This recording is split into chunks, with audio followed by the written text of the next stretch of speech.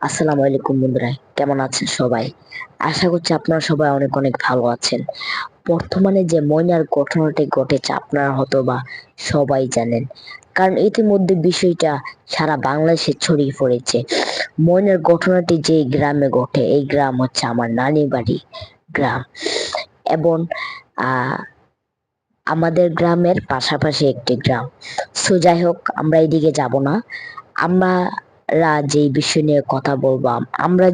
নিয়ে কথা বলবো মূলত সেই বিষয়টি হচ্ছে দুইজন হুজুরকে যে তারা পুলিশ আইন শৃঙ্খলা বাহিনী ধরেছে। কোন কারণে ধরেছে? জিজ্ঞাসাবাদের কারণে বা রিমান্ড দিবে। আমার মন বলছে এটা আর করা ঠিক হয় না। কারণ দেখেন ভাই, ওনারা যদি এই আকামটা করতো তাহলে কিন্তু ওনারা ওনাদের নিজ কর্মস্থলে বা নিজ এই জায়গার মধ্যে রাখতো না, যে জায়গার মধ্যে রাখলে ওনারা ফেঁসে যেত। ওনারা অন্য জায়গায় থইতে পারতো। যদি ওনারা এই কাজ করে থাকতো তাহলে এখানে না রেখে ওনারা অন্য জায়গায় রাখতো। আমার মন বলছে এই দুই হুজুর এই কাজগুলো করে নাই, এই কাজগুলো করেছে অন্য কেউ।